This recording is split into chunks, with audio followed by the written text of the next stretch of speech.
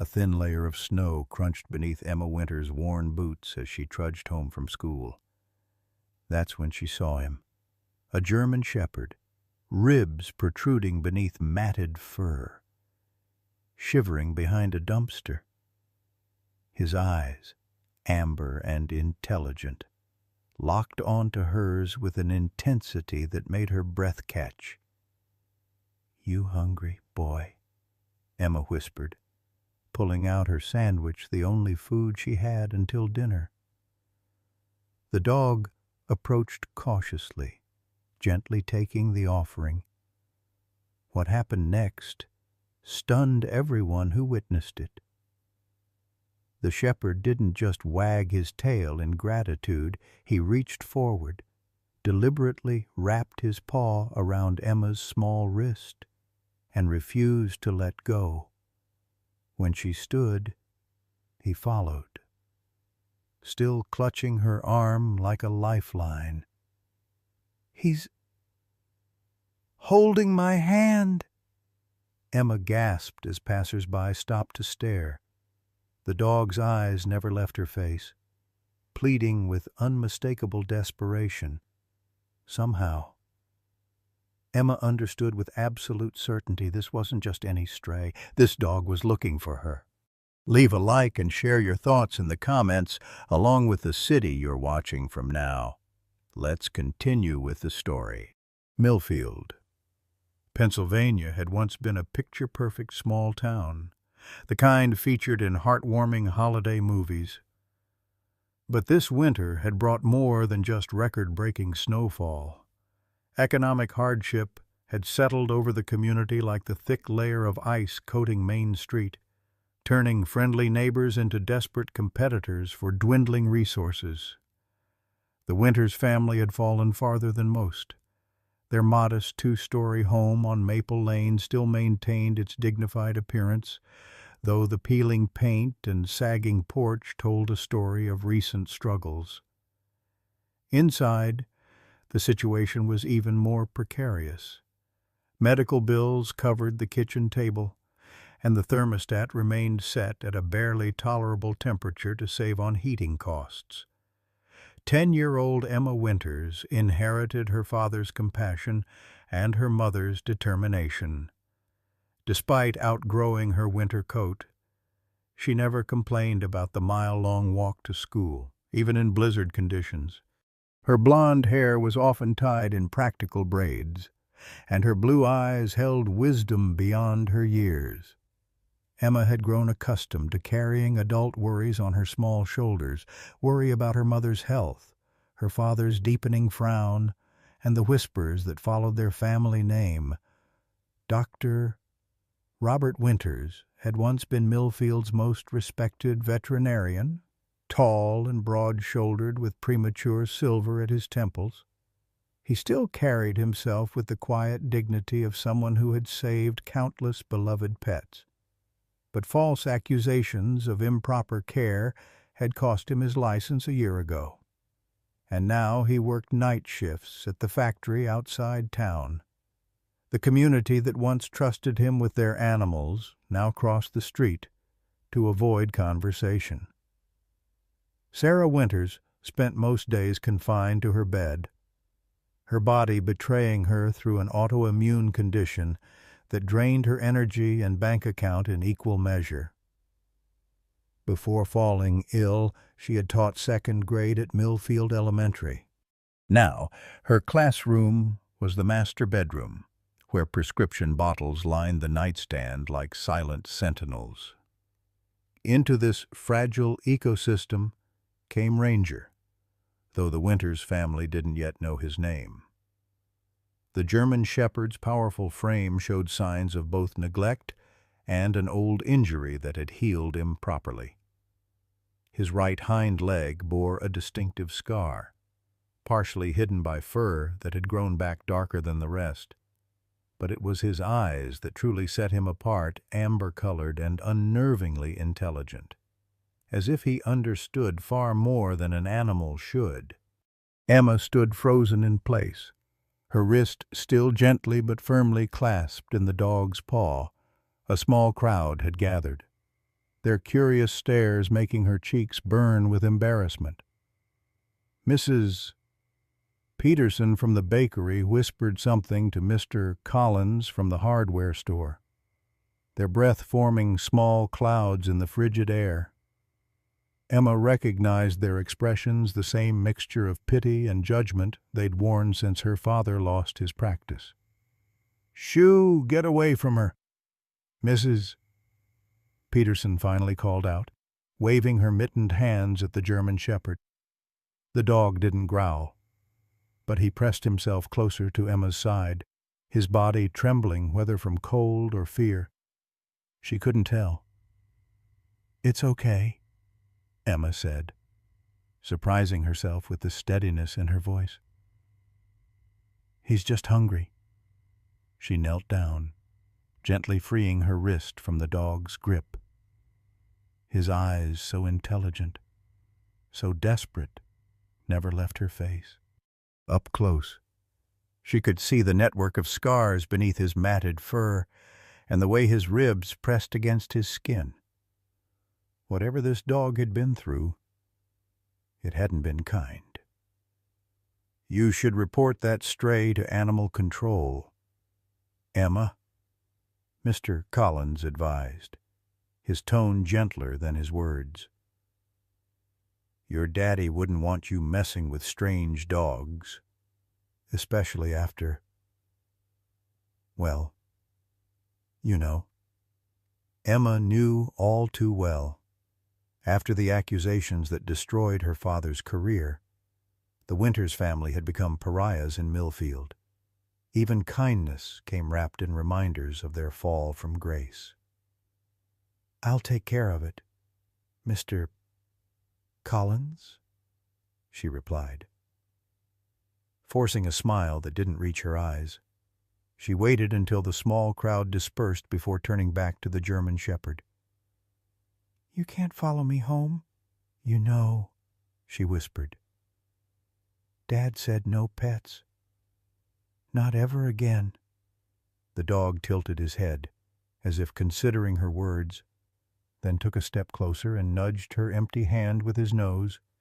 The gesture was so deliberate, so human-like, that Emma felt a shiver run down her spine that had nothing to do with the winter cold.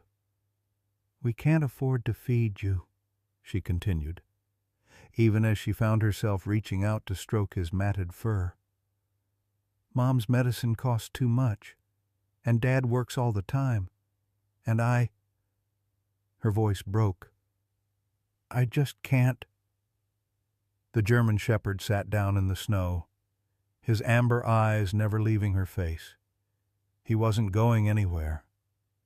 Emma glanced at her watch, a hand-me-down from her mother with a cracked face and a band that was too big for her wrist. Dad wouldn't be home for hours. Mom would be napping after her morning medications. Maybe she could just bring the dog to the garage, give him some water, clean him up a bit, and then what? Her practical side knew there was no happy ending here. But something deeper than logic was at work. "Fine," she sighed. "But just for tonight. Tomorrow we find somewhere else for you to go." The dog stood immediately, as if he'd understood every word. He followed at her heels as she trudged through the deepening snow, keeping perfect pace despite his obvious limp. Emma took the back streets home, avoiding the main roads where neighbors might spot them and report back to her father. The Winters garage was detached from the house, a small blessing for Emma's covert operation. She fumbled with the side door, her fingers stiff with cold, finally pushing it open just enough for both of them to slip inside. The space was neat, but sparse. Her father had sold most of his tools months ago to pay for one of her mother's treatments. "It's not much," Emma apologized.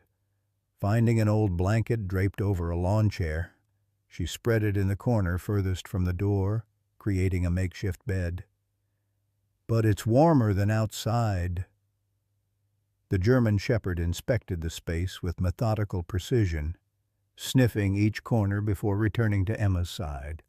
When she found an old mixing bowl and filled it with water from the outdoor spigot, he drank gratefully but neatly, not spilling a drop. "You've been someone's dog before," Emma observed. "Someone who took good care of you, at least for a while." As if in response, the dog lifted his right paw, the same one he'd used to grab her wrist earlier, and placed it deliberately on her knee. The gesture felt significant, like he was trying to tell her something important. "I should go inside before Mom wakes up," Emma said reluctantly. "Stay quiet." "Okay. I'll bring you some food when I can." The German shepherd settled onto the blanket, his head on his paws, watching as she slipped out the side door. For the first time in months, Emma felt a flutter of something like hope in her chest. She didn't understand the strange connection she felt to this dog, but somehow his appearance felt like the beginning of something, a change in the Winters family's long run of bad luck. She had no way of knowing just how right she was. Dr.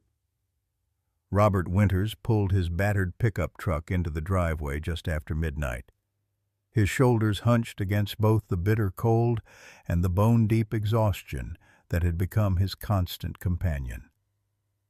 The factory shift had run long, and his hands, once steady enough to perform delicate surgeries on the smallest of creatures, now ached from operating heavy machinery for 12 straight hours. He was halfway to the house when he noticed it, a thin line of light beneath the garage door. Robert frowned. Emma knew better than to leave lights on. Their last electric bill had been a brutal reminder of how precarious their finances had become. With a weary sigh, he changed course, snow crunching beneath his work boots as he made his way to the garage. The moment he pushed open the side door, Robert knew something was wrong. A low, warning growl emanated from the far corner where a large shape rose from the shadows. His hand instinctively found the light switch, and the fluorescent bulbs flickered to life, revealing a German shepherd standing protectively over his sleeping daughter. "Emma!" Robert's voice was sharp with fear. The girl startled awake, her eyes widening at the sight of her father. "Dad, I can explain. Get away from that dog, right now." Robert's tone left no room for argument, though he kept perfectly still. His veterinary instincts, dormant for the past year, roared back to life as he assessed the animal before him, malnourished but muscular, defensive posture but no bared teeth. And those eyes, unusually intelligent and somehow familiar. "He's not dangerous, Dad," Emma pleaded, getting to her feet. "He was starving, and it's freezing outside, and I just couldn't—" "Emma, Catherine Winters, we cannot afford a dog." The words tasted bitter in Robert's mouth. How many times in the past year had he been forced to say some version of those same words? "We cannot afford medicine. We cannot afford the heating bill. We cannot afford new boots for your growing feet." The German shepherd had relaxed its posture when Emma stood, but its amber eyes remained fixed on Robert with an intensity that was unsettling. As Robert took a step forward, the dog shifted slightly, and the garage light caught something on its hind leg, a distinctive surgical scar partially covered by darker fur. Robert froze, his breath catching in his throat. "That's impossible," he whispered. Emma looked between her father and the dog, confusion clear on her face. "What's impossible?" Instead of answering, Robert slowly knelt down, extending his hand palm up. "Come here, boy," he said softly, his voice taking on the gentle tone he'd once used with frightened animals in his clinic.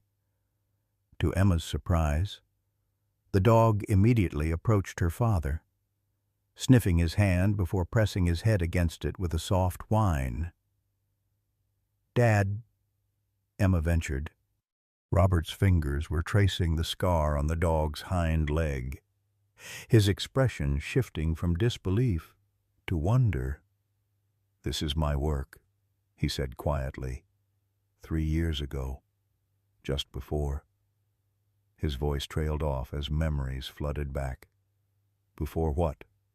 Emma pressed, coming closer.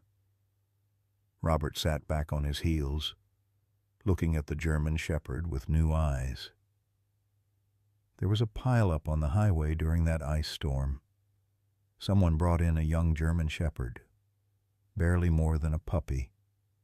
He'd been thrown from a vehicle, compound fracture, internal bleeding. The owners couldn't be located, and the people who found him couldn't afford treatment. Emma knelt beside her father, her hand finding the dog's soft fur. "What happened?" "I operated anyway. Used a titanium pin and an experimental technique I'd been researching." Robert's finger traced the distinctive line of the scar. "I left a small mark here, shaped like an R, not standard practice, but I was planning a follow-up study on the technique. And then—" "The clinic fire," Emma finished softly. Everyone in Millfield knew about the fire that had nearly claimed her father's life 3 years ago. What they didn't know, what Robert had never told anyone, was that he'd been trapped inside because he'd gone back for the animals. Robert nodded, his throat tight with emotion. "After I recovered, I tried to find out what happened to him. The foster family said he'd run away before they could bring him home. I looked for weeks, but eventually had to give up." "So, this is your dog?" Emma asked, hope rising in her voice. "No," Robert said thoughtfully. "He was never really mine, but I did save his life." He hesitated, then added in a quieter voice, "And he saved mine." Emma's eyes widened. "What do you mean?" Robert had never told the full story of the fire, not even to his family. How the smoke had disoriented him, how he'd collapsed trying to reach the exit. "Let's just say we have a history, this dog and I," he said, ruffling the animal's ears with gentle affection. The German shepherd leaned into his touch with a soft sigh, then turned to look at Emma, as if making sure she understood the connection too. "Can we keep him? Dad, please." Emma's plea was heartfelt, but they both knew the reality of their situation. Robert was about to respond when the side door opened again, letting in a gust of cold air and revealing Sarah Winters wrapped in her bathrobe, her thin frame dwarfed by the heavy fabric. "Sarah." Robert was on his feet instantly. "You shouldn't be out of bed in this cold." "I woke up and no one was in the house," Sarah explained, her voice barely above a whisper. Her gaze fell on the German shepherd, who had gone completely still at her appearance. "Oh, Mom, I can explain," Emma began, but to everyone's surprise, the dog moved past them and approached Sarah with slow, deliberate steps. Robert tensed, ready to intervene, but something in the animal's demeanor kept him rooted in place. The German shepherd stopped just in front of Sarah, his amber eyes studying her face intently before he gently pressed his nose against her hand. Sarah's pale face softened into a smile, the first genuine smile Robert had seen from his wife in months. "Well, hello to you too," she murmured, her fingers weakly stroking the dog's head. "Sarah, we can't," Robert began, but the words died in his throat as he watched the color return to his wife's cheeks. "Just for tonight," Sarah said softly, her eyes meeting her husband's over the dog's head. "It's too cold to send him away now." Robert recognized the look in his wife's eyes, the same quiet determination that had helped her endure countless treatments and disappointments. He knew he was outnumbered. "Just for tonight," he agreed, not knowing that this night would change everything for the Winters family. The morning sunlight filtered through the garage windows, casting long rectangles of pale gold across the concrete floor where Emma sat cross-legged beside the German Shepherd. She'd snuck out before breakfast, bringing a bowl of water and half of her own oatmeal for the dog, who now watched her with those intelligent amber eyes. "We need to give you a name," she whispered, gently working a brush through his matted fur. Her father had relented on sending the dog away immediately, but had been clear that this was a temporary arrangement until they could find him a proper home. "I can't just keep calling you dog." The German Shepherd tilted his head, as if considering her words. "How about Max?" The dog showed no reaction. Buddy, still nothing. Emma sighed, continuing to brush as she thought, "What about Ranger?" At this, the dog's ears perked up, his tail thumping once against the concrete floor. "Ranger," Emma repeated, and the tail thumped again, more enthusiastically this time. "Ranger it is, then."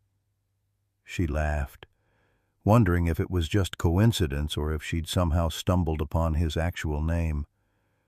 The side door creaked open, and Emma looked up to see her father stepping into the garage. He looked tired. He always looked tired these days, but there was something different in his expression as he regarded the German Shepherd. "I see you've made yourself at home," Robert said, though Emma wasn't sure if he was addressing her or the dog. "I named him Ranger," she offered cautiously. "He seemed to like it."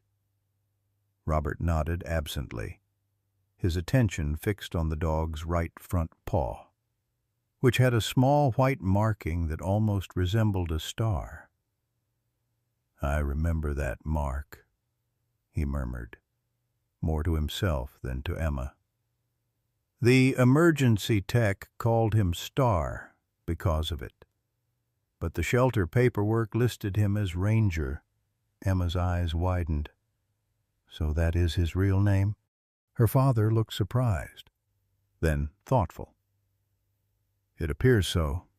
Good memory. Dog," he said, addressing Ranger directly. Ranger stood and approached Robert, his posture respectful but not submissive. There was something in the way the dog moved that suggested dignity despite his bedraggled appearance.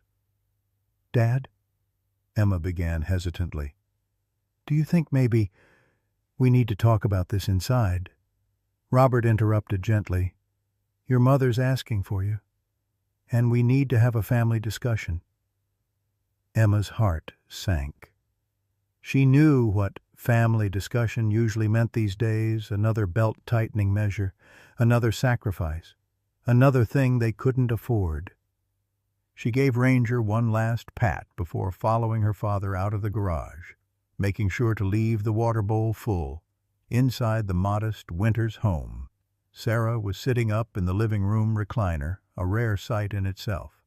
Usually on her better days, she managed to move from the bedroom to the couch, but the recliner required more strength to get in and out of. Emma noticed her mother had put on actual clothes instead of her usual robe, and had even applied a touch of lipstick. "Someone's feeling better," Emma said, trying to keep her tone light, despite the worry that constantly simmered beneath the surface. Her mother's good days were becoming increasingly rare. Sarah smiled, though the effort was visible. "I slept well last night, better than I have in months. Actually." She patted the couch beside her. "Your father tells me you've appointed yourself Animal Rescue Coordinator." Emma shot a nervous glance at her father, who was leaning against the door frame with his arms crossed. His expression was unreadable. "I couldn't just leave him out there. Mom, it was freezing, and he was so hungry.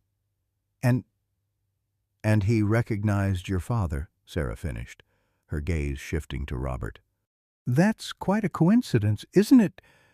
Robert pushed away from the doorframe and came to sit in the armchair opposite his wife. "It's more than coincidence," he said quietly. "I've been thinking about it all night. The surgical scar, the white star marking, his age. It all fits. This is definitely the same dog from 3 years ago." "The one from the accident?" Sarah asked, her eyes widening slightly. Robert nodded. "The very same." Emma looked between her parents, sensing there was more to the story than she knew. "What aren't you telling me?" she asked. Her parents exchanged a look, one of those silent communications that adults seem to master. Finally, Sarah nodded, and Robert turned to Emma. "After the clinic fire," he began slowly, "when I was in the hospital, I told everyone I managed to find my way out on my own. That wasn't entirely true." He paused, the memory clearly difficult. "The smoke was so thick I couldn't see, couldn't breathe. I collapsed trying to reach the exit." Emma's hand flew to her mouth. "But then how—" "Something dragged me," Robert continued. "I was barely conscious, but I remember the feeling of being pulled across the floor, away from the flames. When the firefighters found me, I was near the back door, a door I hadn't been heading toward.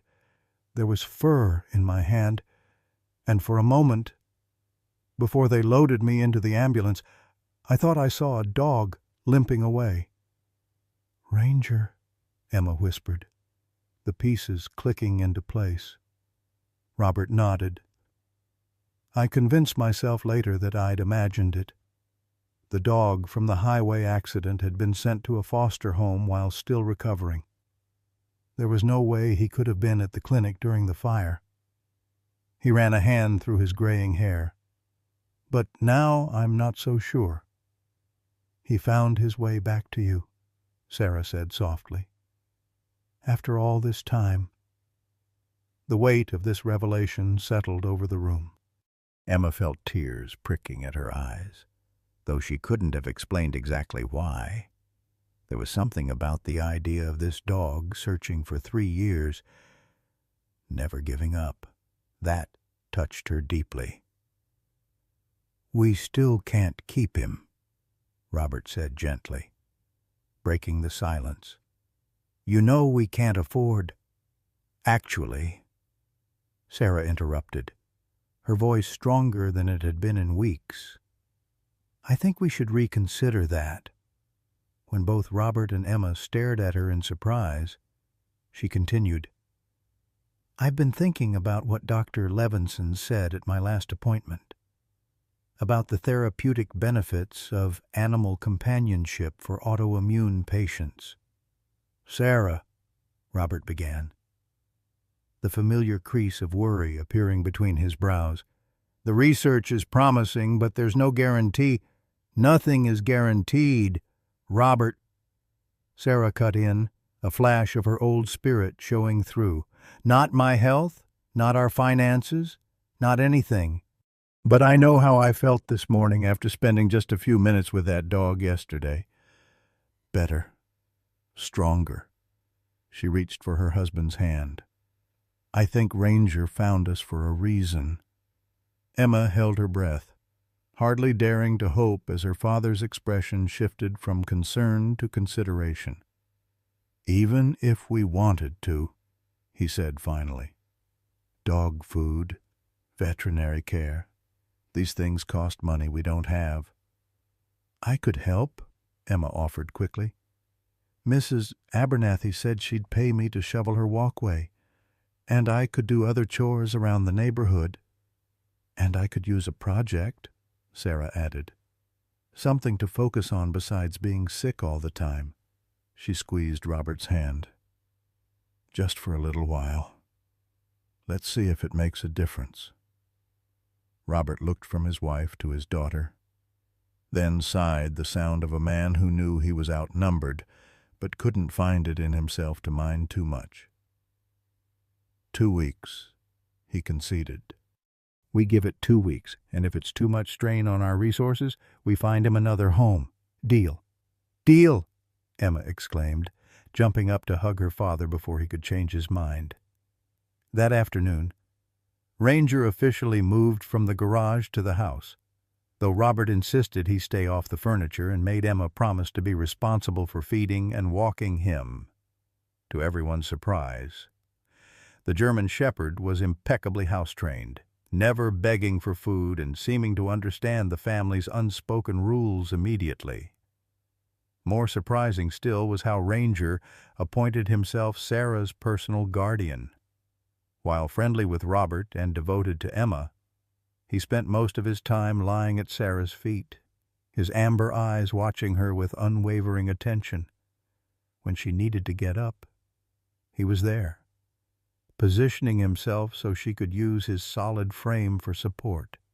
When her hands trembled too much to hold her book, he would rest his head in her lap, somehow sensing her frustration and offering comfort. "It's almost like he knows I'm sick," Sarah remarked one evening, as Ranger nudged her medication bottle toward her at precisely the time she was supposed to take her pills. Robert, watching from the doorway, felt a tightness in his chest that wasn't entirely unpleasant.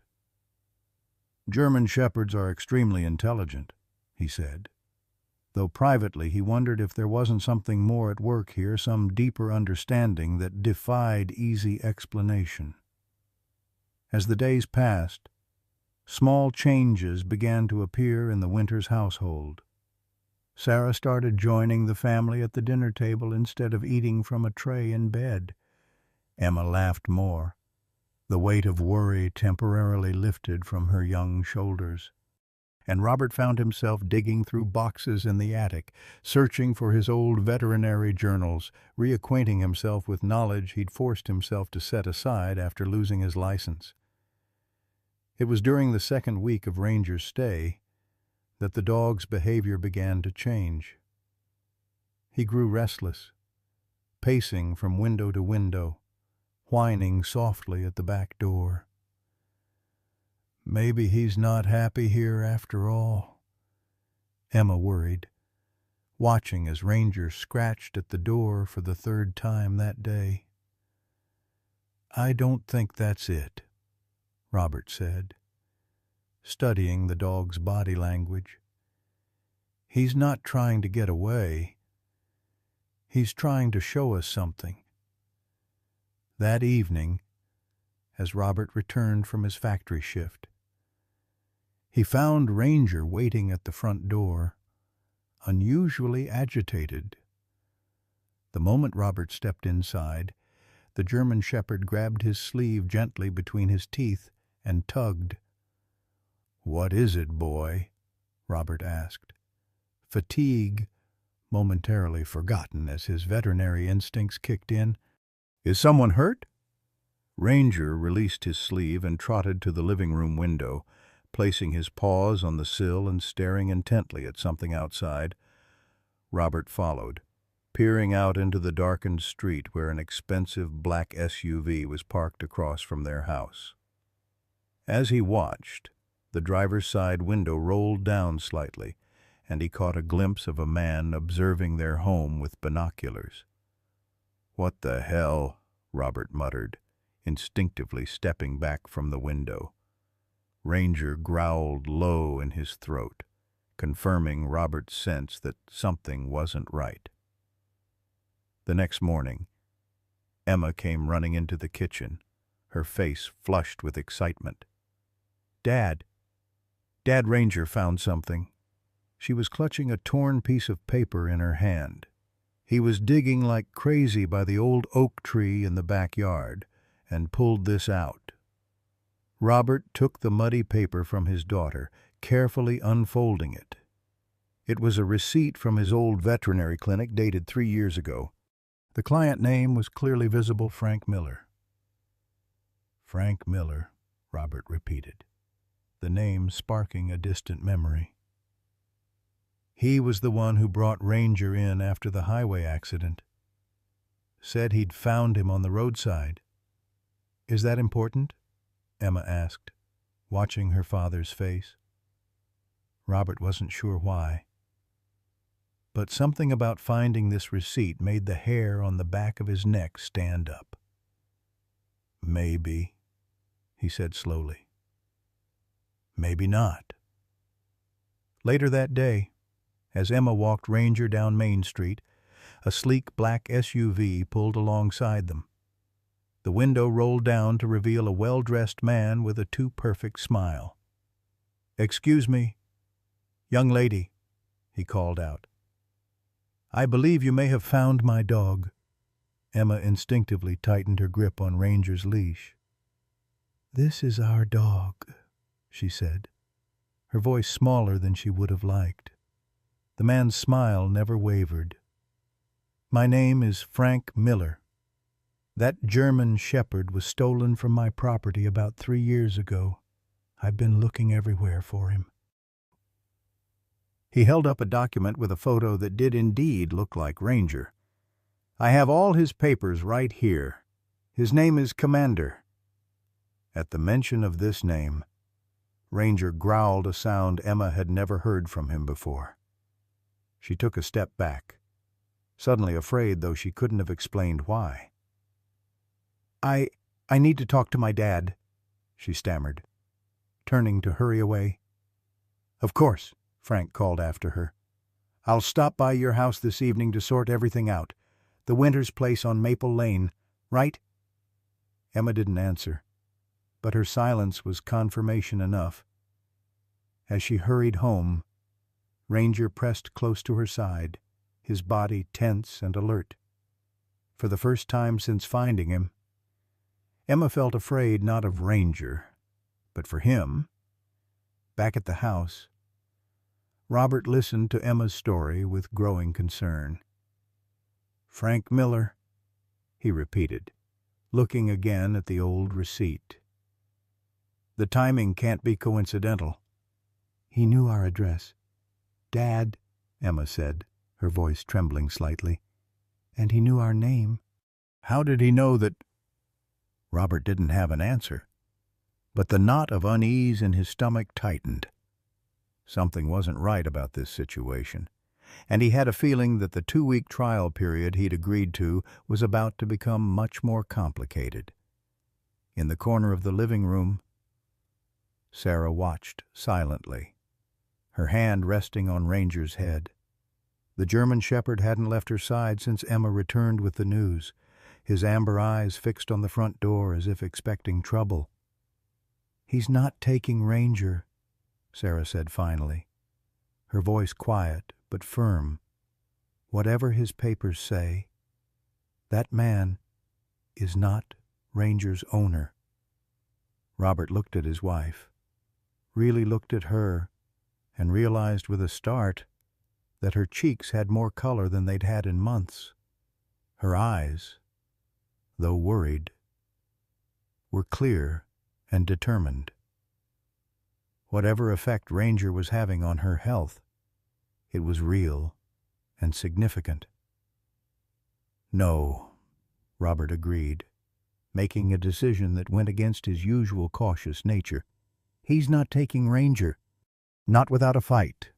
The black SUV pulled into the Winters' driveway precisely at 7:00 p.m., its headlights cutting through the early evening darkness like searchlights. Robert stood at the living room window, watching as Frank Miller emerged from the vehicle tall, expensively dressed, with the confident bearing of a man accustomed to getting his way.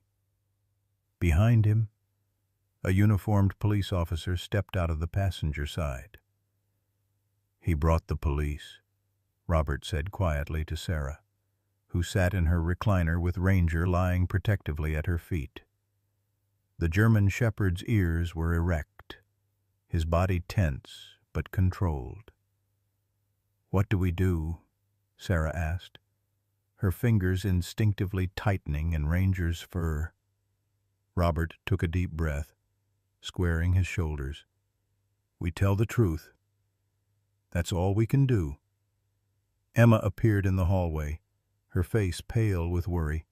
"Dad, we can't let them take Ranger. We just can't." "Emma, I need you to stay calm," Robert instructed, his voice steady despite the anxiety churning in his stomach. "Let me do the talking." The doorbell rang, its cheerful tone at odds with the tension filling the house.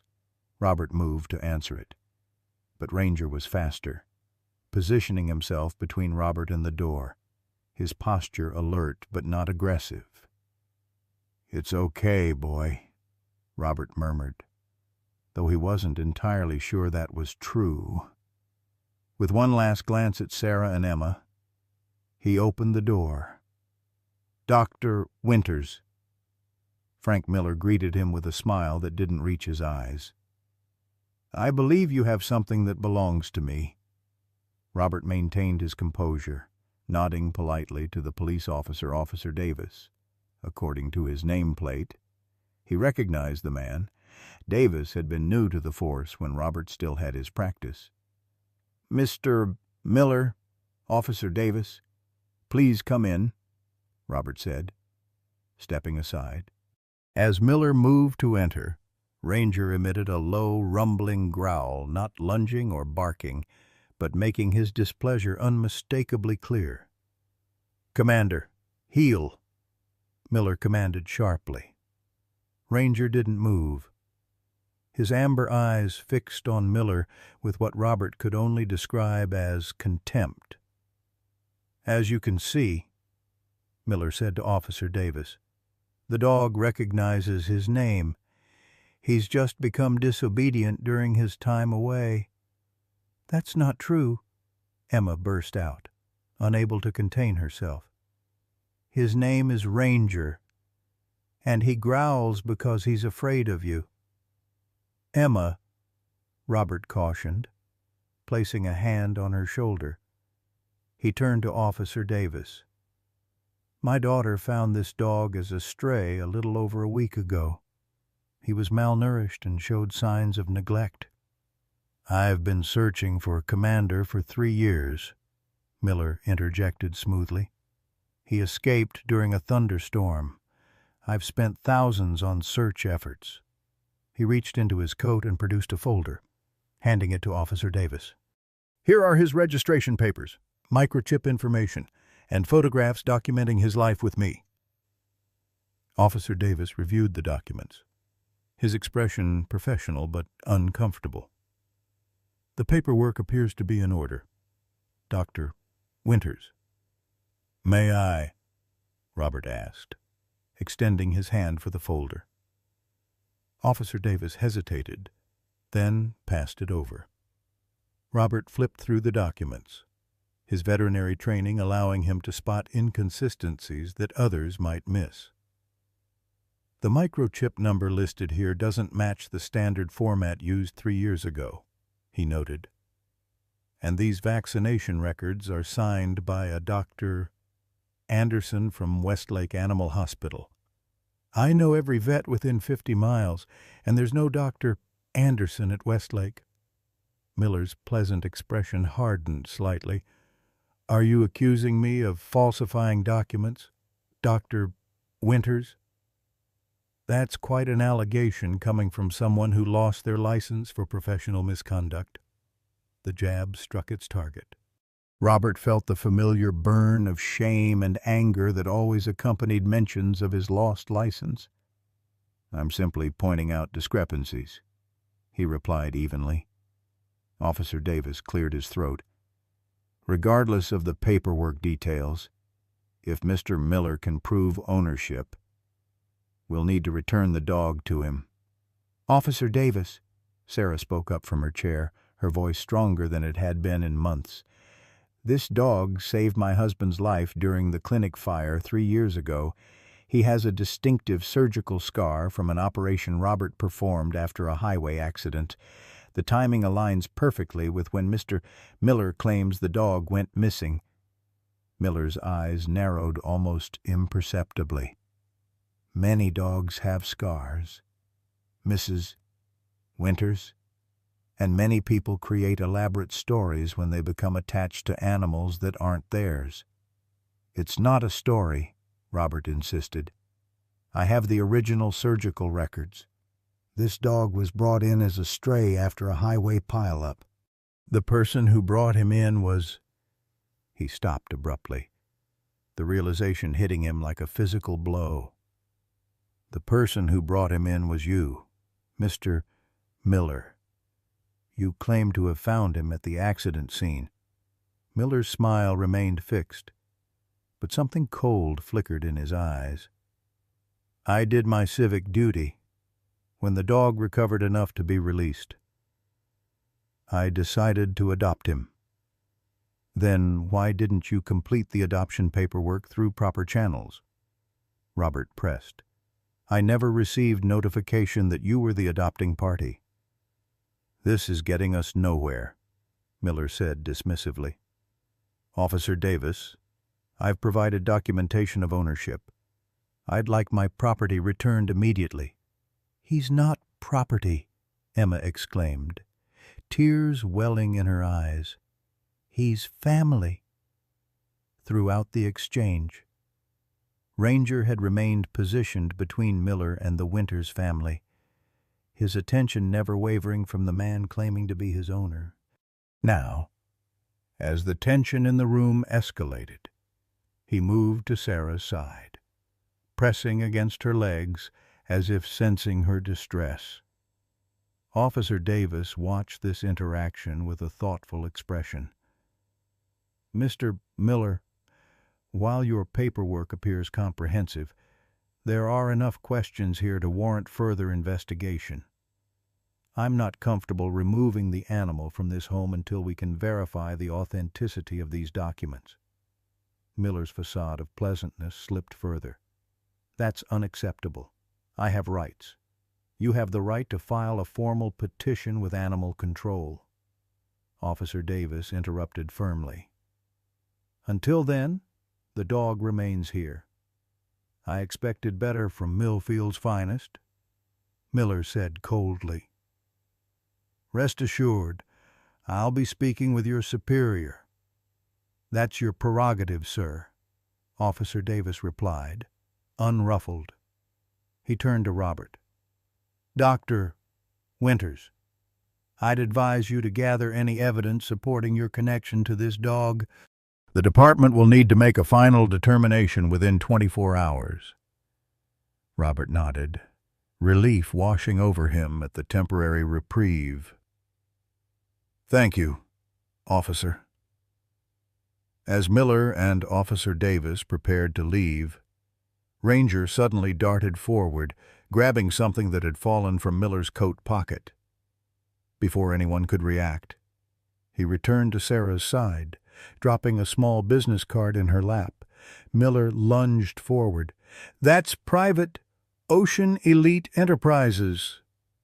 Sarah read aloud, examining the card. "Maritime Security and Special Acquisitions."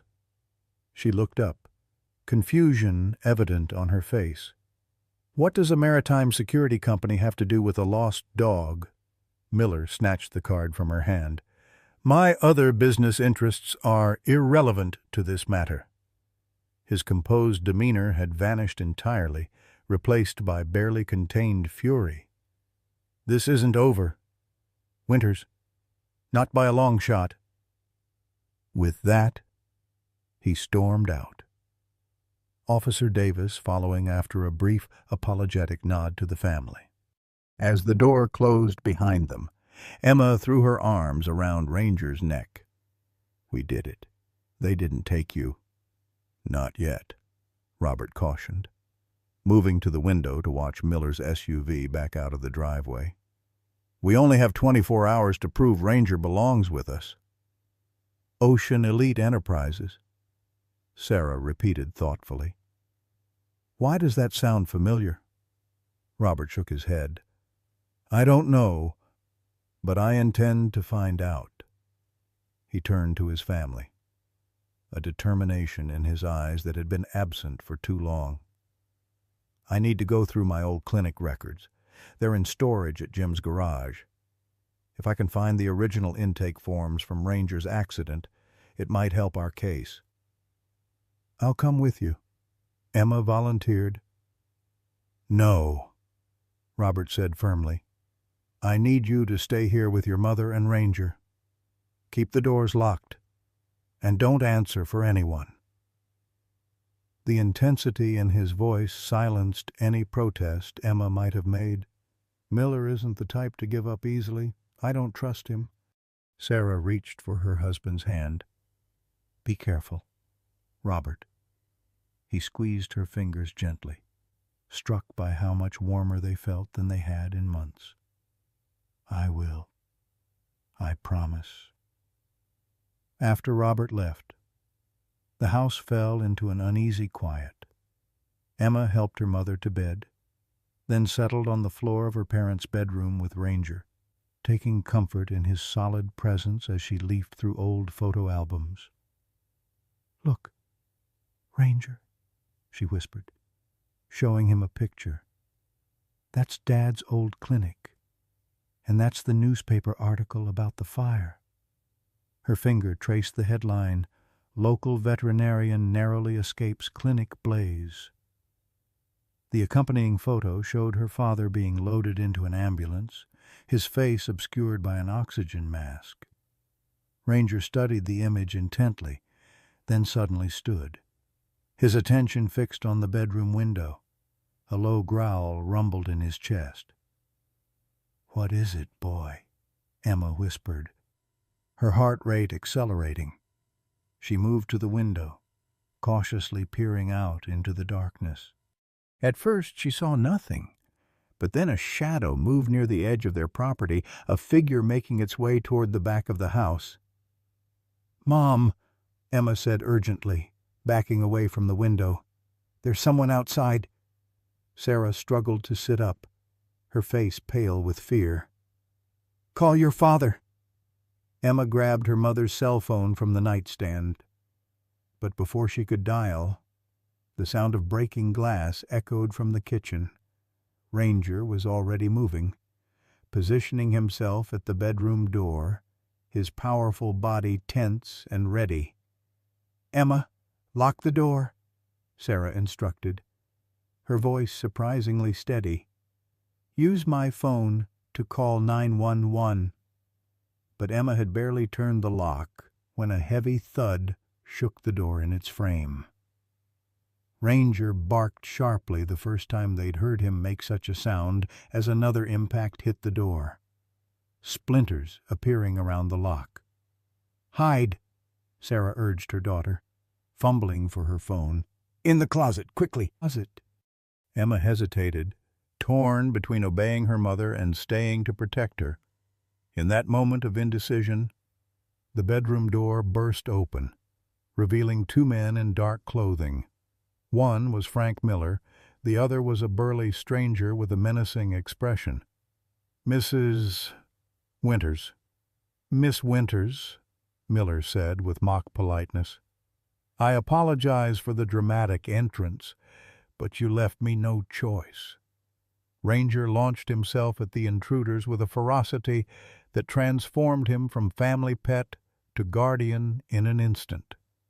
His teeth closed on the larger man's arm, eliciting a howl of pain. Miller withdrew something from his pocket, a control of some kind, and pointed it at Ranger. "Call him off, or this gets very unpleasant," Miller threatened. "This remote emits a frequency that causes extreme pain to dogs. Military-grade technology. Very effective." "Stop!" Emma cried out. "Ranger, stop!" To everyone's surprise, the German Shepherd immediately backed off, returning to stand protectively in front of Emma and Sarah. Blood dripped from his muzzle, but his focus remained unwavering. "Smart dog," Miller observed coldly. "Now, we're going to make this simple. The dog comes with me, and no one gets hurt. Refuse, and my associate here will be considerably less gentle than I've been." "Why?" Sarah demanded, her arm around Emma's shoulders. "Why go to all this trouble for one dog?" Miller's expression shifted, calculation replacing anger. "Because, Mrs. Winters, your dog isn't just any dog. He's witnessed things no animal should see, things that could be very problematic for my business interests if the right people started asking questions." "He's a dog," Emma said, confusion mixing with her fear. "He can't tell anyone anything." A cold smile spread across Miller's face. "You'd be surprised what evidence can be gathered from an animal present at certain operations, particularly one with distinctive markings that can be identified in security footage." Sarah's eyes widened in sudden understanding. Ocean Elite, the shipping company that was investigated for smuggling last year, it was all over the news. "Alleged smuggling," Miller corrected smoothly. "No charges were filed, but your husband's former patient here was unfortunately present during some sensitive transactions. His distinctive appearance makes him identifiable in certain documentation that would be better left undiscovered." As Miller spoke, Ranger had been slowly, imperceptibly shifting position, moving toward the bedroom window. In one fluid motion, he suddenly leaped, crashing through the glass and disappearing into the night. "No," Miller shouted, rushing to the window. "Find him," he ordered his associate. "Now." In the distance, they heard the sound of a car engine approaching. Robert returning home. Miller turned back to Sarah and Emma, fury contorting his features. "This isn't over," he hissed, before hurrying from the room, his associate following.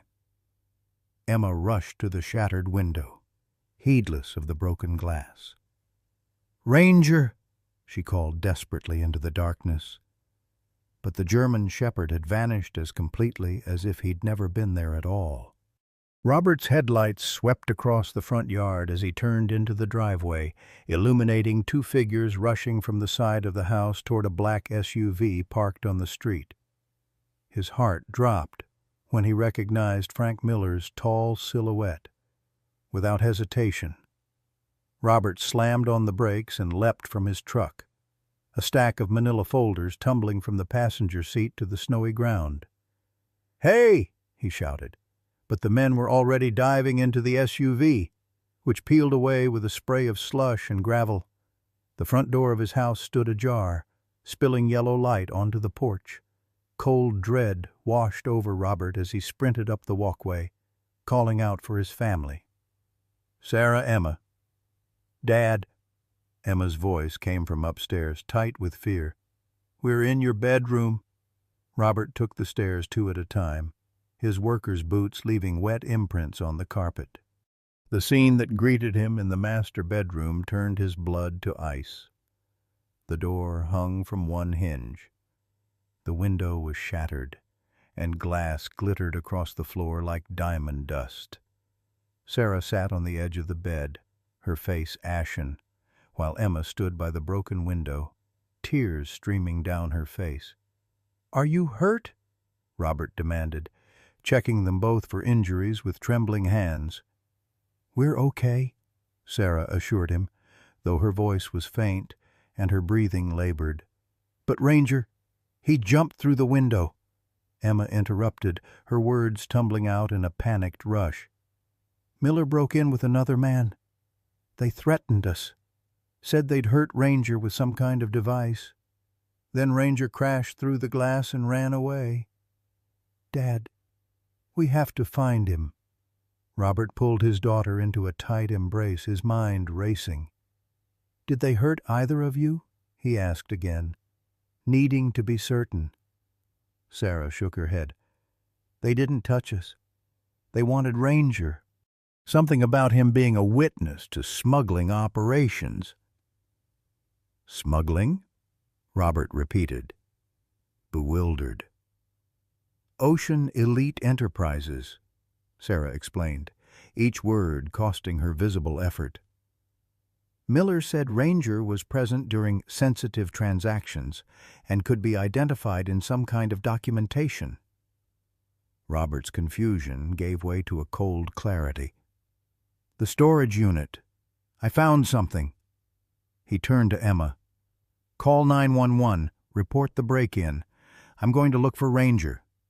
"I'm coming with you," Emma insisted, already reaching for her coat. "Absolutely not," Robert said firmly. "Your mother needs you here, and it's not safe out there with Miller looking for Ranger, too." "But, Dad—" "Emma," Sarah interrupted gently. "Your father's right. I need you here." She reached for her daughter's hand. "Besides, I think I need to go to the hospital. I don't feel well." For the first time, Robert noticed the blue tinge to his wife's lips, the shallow quality of her breathing. The stress of the break-in had triggered a flare-up of her condition. "Emma, call an ambulance," he instructed, moving to Sarah's side. "Tell them your mother is having respiratory distress from an autoimmune condition." Emma hesitated only a moment before nodding and grabbing her mother's phone. "Robert," Sarah whispered as he helped her lie back against the pillows. "The medication. I'm almost out. And the prescription." She didn't need to finish. They both knew the prescription couldn't be refilled for another week, and they couldn't afford the out-of-pocket cost. "Don't worry about that now," Robert soothed, though worry was exactly what consumed him. He turned to Emma, who was speaking rapidly into the phone. "Tell them to hurry." The next hour passed in a blur of paramedics, police officers, and questions. Robert found himself torn between his desperate need to search for Ranger and his obligation to stay with his family. The decision was made for him when Sarah's condition deteriorated in the ambulance, forcing the paramedics to administer emergency oxygen. "Go with Mom," Emma urged as they stood in the hospital parking lot, watching the stretcher disappear through the emergency room doors. "I'll keep trying Officer Davis about the break-in." Robert hesitated, torn between his wife's immediate needs and his growing certainty that finding Ranger was somehow connected to all of this.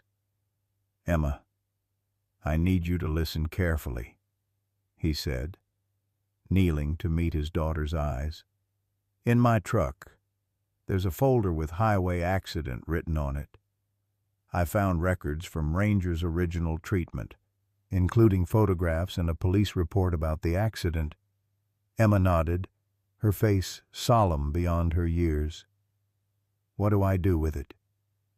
"Give it to Officer Davis when he arrives. Tell him to look at the license plate in the accident photos. It belongs to a truck registered to Ocean Elite Enterprises." He squeezed her shoulders gently. "And Emma, don't go looking for Ranger yourself. Promise me." "I promise," she said. But the words came too quickly, too easily. Robert recognized the look in his daughter's eyes, the same stubborn determination that had led him to perform surgeries for free and speak out against the corporate veterinary chain that had eventually cost him his license. Before he could press the issue, a nurse appeared at the emergency room entrance. "Mr. Winters, your wife is asking for you." With one last concerned look at his daughter, Robert followed the nurse inside. Sarah lay on a hospital bed, an oxygen mask obscuring most of her face. Monitors beeped steadily around her, their green and blue lights casting an otherworldly glow in the dimly lit room. Robert took her hand, alarmed by how cold her fingers felt despite the warm hospital air. "Hey, beautiful," he whispered, forcing a smile. "You sure know how to get attention." Sarah's eyes crinkled above the mask in what he hoped was a smile. She weakly lifted the mask away from her face. "The doctor says I need the new medication," she whispered. "The one insurance won't cover." Robert swallowed hard. "We'll figure it out. Don't worry about that now." "Robert," she said, her voice barely audible. "Find Ranger. He's the key to everything. I can feel it." Before Robert could respond, the door opened to admit Dr. Levinson, Sarah's longtime physician. His expression was grave as he reviewed the chart in his hands. "Robert," he greeted with a nod. "I've ordered the Relazin for Sarah. It should help stabilize her condition." "Relazin," Robert echoed, his stomach sinking. "But that's well, $4,800 for the initial treatment." "Yes." Dr. Levinson confirmed quietly. "I know it's not covered by your insurance, but at this point, it's our best option for preventing permanent lung damage." Robert's mind raced, calculating and recalculating their meager savings, the equity in their home, the value of his few remaining possessions. Even if he sold everything, it wouldn't be enough. "How long can you keep her stable without it?" he asked, his voice rough with emotion. "Doctor," Levinson's expression softened with sympathy. 48 hours, maybe 72. After that, we're looking at intubation and potentially irreversible damage." Robert nodded mechanically, feeling as though he were drowning. "I understand. Thank you, Doctor." When they were alone again, Sarah squeezed his hand with surprising strength. "Go find Ranger," she insisted. "Emma needs you more than I do right now." Robert wanted to protest, to stay by her side, but the determined look in Sarah's eyes stopped him. After 19 years of marriage, he knew better than to argue when she set her mind to something. "I'll be back soon," he promised, kissing her forehead. "Rest. Save your strength." Outside, the winter night had deepened, the temperature dropping to single digits as a new band of snow began to fall. Robert found Emma in the waiting room, huddled in a chair with her coat pulled tight around her, the folder from his truck clutched in her hands. "How's Mom?" she asked immediately, jumping to her feet. "Stable for now," Robert answered, not wanting to burden his daughter with the full truth. "Officer Davis, he took my statement and said he'd put out an APB on Miller." Emma reported, "I showed him the folder, and he said it definitely changes things. He's trying to contact someone at the state police about Ocean Elite." Robert nodded, relief mingling with renewed determination. "Good. That's good." He glanced at his watch, nearly midnight. "You should get some sleep. Aunt Jen is on her way to pick you up." "What?" "No," Emma protested. "I'm coming with you to find Ranger." "Emma, it's freezing out there. And Miller is still looking for him, too. It's too dangerous. But, Dad? No arguments, Robert said firmly, though his heart ached at the disappointment in his daughter's face. Ranger is smart. He's survived on his own before. Our best chance of finding him is to wait until daylight. Emma's shoulders slumped in defeat. Fine, she muttered. But we start looking at first light. Promise? Promise. Robert agreed, though he had no intention of waiting that long himself. As soon as Emma was safely with her aunt, he would begin searching, starting with the old abandoned quarry where Ranger had been found after the highway accident 3 years ago. What Robert didn't tell Emma was what else he'd discovered in the storage unit, a newspaper clipping about a federal investigation into animal trafficking, with Frank Miller's name mentioned as a person of interest. The article had been tucked into Ranger's original medical file, along with a handwritten note from Robert's former receptionist, Dr. Wu. Man who brought in Shepard asked lots of questions about clinic security. Seemed more interested in our camera system than the dog. Suspicious, Janet. At the time, Robert had dismissed Janet's concerns. Now, with Miller breaking into his home and Sarah fighting for her life in the hospital, those old suspicions took on a terrifying new significance. As Robert watched his sister-in-law's car pull into the hospital parking lot, a cold determination settled over him. He would find Ranger, expose Miller's operation, and somehow, though he had no idea how, save his family from the multiple crises bearing down on them.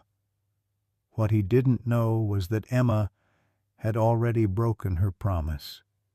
While waiting for her aunt, she had slipped the hospital's service exit, a hand-drawn map clutched in her mitten-covered hand. If her father wouldn't take her to find Ranger, she would find him herself. And somewhere in the snowy darkness, a German shepherd with amber eyes and unwavering loyalty was already making his way back to the one place that might hold the key to saving the Winters family if only he could reach it in time. Snow fell in thick, silent curtains as Emma made her way along the deserted sidewalks of Millfield. The street lamps cast pools of yellow light that barely penetrated the swirling white, making the familiar town seem alien and forbidding. She pulled her scarf higher over her face, both for warmth and to hide her identity from any passing cars. Her aunt would be frantic by now, discovering her absence from the hospital. But Emma couldn't bring herself to regret her decision. The map clutched in her mittened hand was simple, a crude drawing she'd made while listening to her parents discuss Ranger's history. The old quarry lay 3 miles outside town, abandoned decades ago when the limestone deposits ran dry. It was there, according to her father's records, that Ranger had been found after the highway accident 3 years earlier. He'll go back to where it started, Emma whispered to herself, her breath forming clouds in the frigid air. That's what Dad would say. Animals return to places of significance. A car approached, its headlights cutting through the snowfall, and Emma ducked behind a parked van until it passed. She couldn't risk being spotted and returned to the hospital not when she was sure Ranger needed her. The bond between them might have formed in just days, but it felt ancient and unbreakable, as if they'd been waiting their whole lives to find each other. The town thinned out as Emma reached its outskirts, houses giving way to empty fields buried under pristine snow. The quarry road was unmarked and easily missed, especially in the dark. But Emma had explored these areas during summer bike rides and oriented herself by the ancient oak that marked the turnoff. The path ahead stretched dark and uninviting, no longer maintained by the county. Emma hesitated, doubt creeping in for the first time. The temperature was dropping rapidly, and the snow was accumulating faster than forecasted. If she got lost or injured out here, no one would find her until morning, if then. Ranger found his way to us after 3 years, she reminded herself firmly. I can find my way to him for one night. With renewed determination, Emma started down the path, her flashlight beam bouncing eerily off the snow-laden trees. The quarry was less than a mile ahead now, but the going was slow, her boots sinking ankle-deep with each step. As she trudged forward, a sound carried on the wind, a low, mechanical rumble that didn't belong in the winter wilderness. Emma froze, clicking off her flashlight instinctively. Through the trees ahead, she could make out moving lights, vehicles. Caution overrode curiosity, and Emma slipped off the path, crouching behind a fallen tree trunk. Minutes later, a black SUV crept past, followed by a pickup truck. Even through the swirling snow, she recognized the SUV, Frank Miller's vehicle. "He's looking for Ranger, too," she whispered, her heart pounding. This complicated matters significantly. She couldn't risk being seen, but neither could she abandon her search. Once the vehicle's taillights disappeared around a bend, Emma continued, no longer using her flashlight despite the difficulty. The quarry loomed ahead, a great gouged depression in the earth, its steep sides now softened by snow. The road wound down to the quarry floor, but Emma stopped at the top, scanning the expansive white bowl below. Nothing moved in the quarry itself, but as Emma's eyes adjusted to the darkness, she noticed a small structure on the far side, the old foreman's office, a squat concrete building long abandoned. If Ranger was seeking shelter, that would be the logical place. The descent into the quarry was treacherous, the path slippery with ice beneath the fresh snow. Emma moved carefully, using trees and rocks as handholds. Halfway down, her foot slipped, and she slid several yards before managing to stop herself, snow working its way up her sleeves and down her collar. "Stupid, stupid," she muttered, brushing off as much as she could. Her jeans were wet now, the cold already seeping through to her skin. She needed to find shelter soon, regardless of whether Ranger was here. At the quarry floor, Emma paused to get her bearings. The foreman's office was still several hundred yards away, barely visible through the thickening snowfall. As she started toward it, a sound stopped her cold, the distinctive crunch of footsteps in snow, coming from behind. Emma dove behind a pile of ancient gravel, making herself as small as possible. From her hiding place, she watched as a beam of light swept across the quarry floor, a powerful flashlight in the hands of Frank Miller's burly associate. "Check the building," came Miller's voice from somewhere behind the light. "The dog's tracks lead this way. Ranger was here." Emma's heart leaped at the confirmation, but dread followed immediately. If Miller found him first. The beam of light moved toward the foreman's office, and Emma found herself in an impossible position. She couldn't reach the building before Miller and his associate, but neither could she leave Ranger to their mercy. Indecision paralyzed her until a new sound cut through the night, the low, distinctive growl of a German shepherd, coming not from the direction of the office, but from somewhere to her right. Emma turned, squinting through the darkness, and caught a flash of movement among a pile of concrete drainage pipes stacked against the quarry wall. Ranger hadn't gone to the office after all. He'd chosen a more defensible position. Making a split-second decision, Emma began crawling toward the pipes, using the gravel piles for cover. Miller and his associate were focused on the office, their backs to her. If she could reach Ranger without being seen, they might have a chance to escape up the far side of the quarry.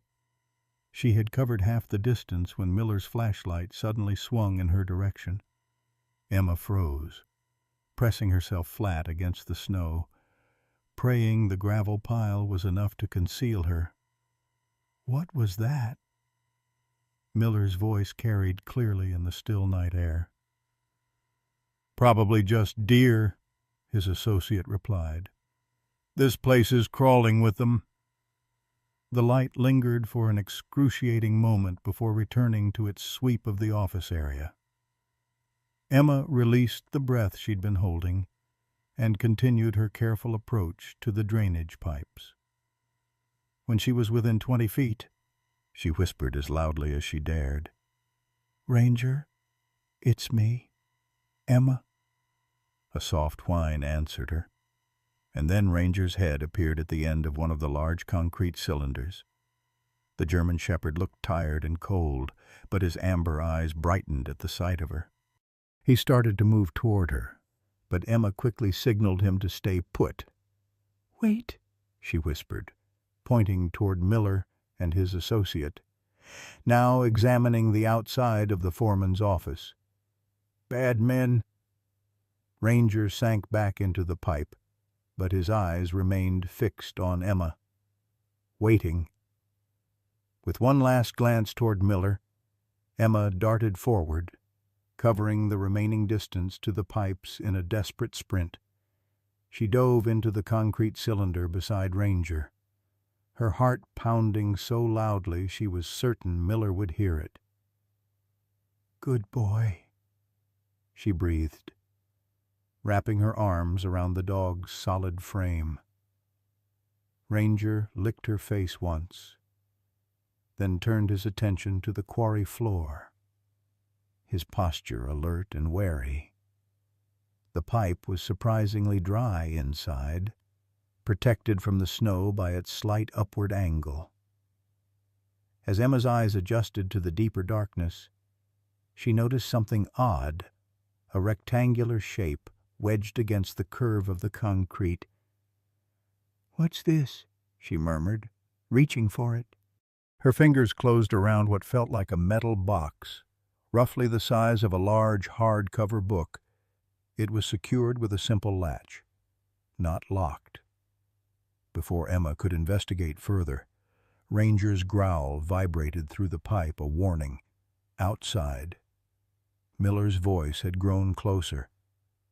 "The tracks lead this way," he was saying.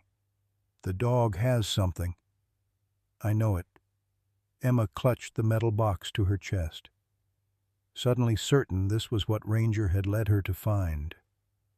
Whatever was inside was important enough for the German shepherd to make his way back to this specific place after 3 years. "We need to get out of here," she whispered to Ranger. "Can you show me another way up?"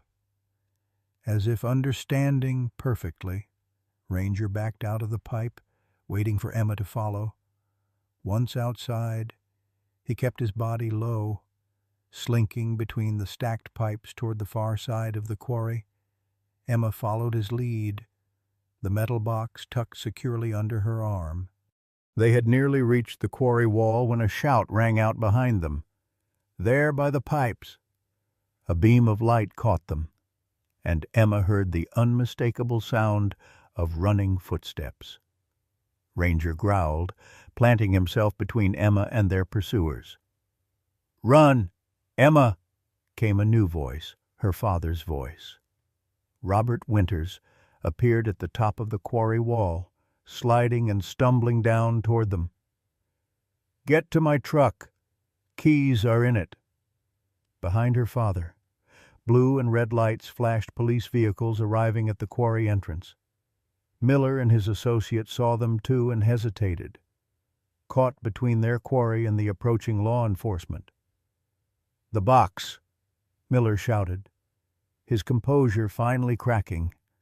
"Give me the box, and I'll leave your family alone." Emma clutched the metal container tighter, backing toward the quarry wall as her father continued his descent. Ranger stood his ground, teeth bared at Miller. The decision was made for all of them when Officer Davis's voice boomed through a megaphone from the quarry rim. "Frank Miller, this is the police. You are surrounded. Put your hands where we can see them." Miller's associate immediately raised his hands, but Miller himself made one last desperate lunge toward Emma. Ranger moved like lightning, his powerful body launching through the air to intercept Miller, knocking him backwards into the snow. By then, Robert had reached his daughter, pulling her behind him as Miller struggled to his feet, now facing both the German shepherd and Emma's father. "It's over." "Miller," Robert said, his voice steady despite his heaving breath. "Whatever you're involved in, whatever's in that box, it's evidence now." Miller's face contorted with rage and desperation. "You have no idea what you're dealing with. Winters. That dog and what he found could destroy everything I've built." "That dog has a name," Emma said, stepping out from behind her father. "It's Ranger, and he found us because he remembers who really cared for him." Police officers were making their way down into the quarry now, Officer Davis in the lead. Miller looked from them to Robert to the growling German shepherd, calculation clear in his eyes. For a moment, it seemed he might make another attempt to flee, but then his shoulders sagged in defeat. "Frank Miller, you're under arrest for breaking and entering, assault, and animal cruelty," Officer Davis announced as he reached them, handcuffs ready. "We've also got some interesting questions about Ocean Elite Enterprises and its shipping activities." As Miller was being led away, Emma knelt beside Ranger, setting the metal box in the snow between them. "What did you find, boy?" she asked softly, unfastening the latch. The box opened easily, revealing a waterproof pouch containing a USB drive, a small notebook, and several photographs. Robert crouched beside his daughter, examining the contents with growing understanding. "Shipping manifests," he said, flipping through the notebook. "Dates, cargo descriptions, payment amounts." He held up one of the photographs, showing a cargo container being unloaded at a private dock, and documentation of what was really being transported. "What does it all mean?" "Dad," Emma asked, though she had already begun to piece it together. Robert's expression was grim but satisfied. "It means Frank Miller wasn't just involved in animal trafficking. This looks like evidence of something much bigger smuggling endangered species. Maybe worse." He looked at Ranger with newfound respect. "And somehow, this dog knew exactly where the evidence was hidden." Ranger sat in the snow, his amber eyes moving between Emma and Robert, as if confirming their understanding. Then, as police flashlights bobbed around them and the immediate danger passed, the German shepherd finally allowed himself to show exhaustion, leaning heavily against Emma's side.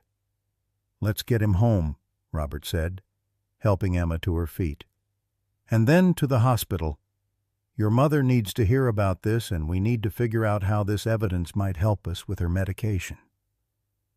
As they climbed carefully out of the quarry, Ranger leading the way despite his obvious fatigue, Emma couldn't help but feel that the metal box represented more than just evidence against Frank Miller. Somehow, this dog who had found his way back to them after 3 years had also found a way to save them all. What none of them yet realized was just how valuable the contents of that box would prove to be, not just for bringing Miller to justice, but for restoring everything the Winters family had lost. 3 months later, the Winters kitchen was filled with the warm scent of cinnamon and apples as Sarah pulled a homemade pie from the oven. Her hands, once too weak to hold a book, now moved with careful precision as she set the golden-crusted dessert on the windowsill to cool. Through the window, she could see Robert and Emma in the backyard, throwing a frisbee for Ranger, who leapt through the spring air with joyful abandon. Sarah smiled at the sight, still marveling at how much had changed since that snowy night at the quarry. The evidence Emma and Ranger had uncovered had proven more valuable than any of them could have imagined. Frank Miller's Ocean Elite Enterprises had been a front for an international smuggling operation, trafficking not only exotic animals but also illegal pharmaceuticals, including counterfeit versions of medications like the Rilazin that Sarah needed. The federal investigation had moved swiftly, freezing Miller's assets and offering substantial reward money for key evidence. The Winters family had initially refused the reward, but when the pharmaceutical company that manufactured Rilazin learned that Miller had been selling counterfeit versions of their medication, they offered Sarah enrollment in their patient assistance program. Now, the life-saving treatment that had once seemed impossibly out of reach cost them only a small co-payment each month. Even more remarkably, the publicity surrounding the case had brought Robert's original misconduct charges under new scrutiny. The corporate veterinary chain that had accused him of malpractice was found to have connections to Miller's smuggling operation, and evidence emerged that they had targeted Robert after he questioned their practices. Last month, the State Veterinary Board had reinstated his license with a formal apology. The sound of the front door opening pulled Sarah from her thoughts.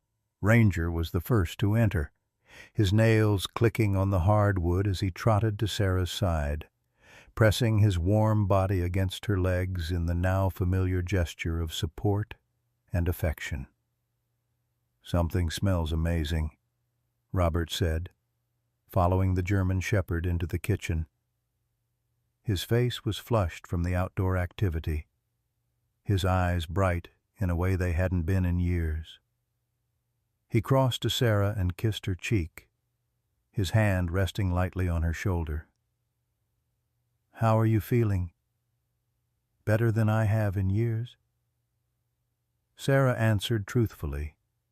The combination of proper medication and reduced stress had worked wonders for her condition. While she wasn't cured, never would be, she had regained enough strength to return to part-time teaching at the elementary school. Emma bounded in last, her blonde hair escaping from its ponytail, cheeks pink with exertion and happiness. At 11 years old, her birthday had passed during the tumultuous events of winter. She carried herself with the quiet confidence of someone who had faced real danger and emerged stronger for it. "Dad says we can go to the opening next weekend," she announced, grabbing an apple from the fruit bowl. "The whole family, including Ranger." The opening she referred to was the grand reopening of Robert's veterinary clinic, now renamed Winters Family Animal Care. The modest building on Main Street had stood empty since the original clinic fire 3 years ago, but with his license reinstated and a small business loan secured, Robert had spent the past month renovating the space. "Of course we'll all be there," Sarah assured her, exchanging a warm glance with Robert. "It's a family milestone." "Speaking of milestones," Robert said, pulling an envelope from his pocket. "This came today." Sarah recognized the official seal of the county courthouse on the envelope. "Is that Ranger's official adoption papers?" Robert confirmed, opening the envelope to reveal the formal certificate. "As of today, He's legally a Winters. Emma clapped her hands in delight, dropping to her knees to wrap her arms around the German shepherd's neck. Did you hear that, boy? You're officially ours now, forever. Ranger responded with a soft whine of contentment, his amber eyes moving between the three humans as if he understood perfectly the significance of the moment. In many ways, Sarah reflected, Ranger had always understood more than seemed possible for a dog. His intelligence and loyalty had saved them all in different ways. I think this calls for an early slice of pie, Sarah decided, reaching for plates in the cabinet that had once been too high for her weakened arms to access. As they gathered around the kitchen table, a family made whole through unexpected circumstances, Sarah couldn't help but reflect on the strange journey that had brought them here. A starving dog in the snow, a little girl's compassion, a desperate man's crimes, a metal box hidden in a drainage pipe. Each piece had seemed random and disconnected until Ranger wove them together into something meaningful. "I've been thinking," Robert said, savoring a bite of apple pie, "about starting a therapy dog program at the new clinic. Ranger has a gift for sensing when people need support." He glanced at Sarah. "We've all seen what his presence can do for patients." "That's a wonderful idea," Sarah agreed. Ranger had accompanied her to several of her treatments, his calming presence helping not only her, but other patients in the infusion center. The nurses had started calling him Dr. Ranger, noting how blood pressures would normalize and anxiety would decrease whenever the German shepherd made his rounds. "Could I help with the training?" Emma asked eagerly. "Ms. Abernathy says I have a natural way with animals," and her science teacher had become one of Emma's biggest supporters, encouraging her newfound interest in veterinary medicine. "I'm counting on it," Robert assured her. "In fact, I've already ordered you a volunteer badge for the clinic, Saturday mornings to start, if your mother agrees." Emma turned hopeful eyes to Sarah, who pretended to consider the request seriously before breaking into a smile. "As if I could say no to my two favorite animal healers." As the conversation continued, flowing easily from clinic plans to Emma's school project to the community fundraiser that had helped with the clinic's renovation costs, Ranger moved from his spot beside Emma to settle at Sarah's feet. His warm weight against her legs was as familiar now as her own heartbeat, a constant reminder of the unexpected blessing that had entered their lives on a snowy evening when Emma had chosen compassion over caution. Later that night, after Emma had gone to bed and Robert was reviewing clinic paperwork in his study, Sarah sat in the living room with Ranger beside her on the couch, a rule that had been bent, then broken, then abandoned altogether. She stroked his silky ears, marveling at how healthy and strong he had become in the months since joining their family. "You knew, didn't you?" she whispered to him. "Somehow, you knew exactly who we were and what we needed." Ranger lifted his head to meet her gaze, his amber eyes reflecting the lamplight with an intelligence that still sometimes took her breath away.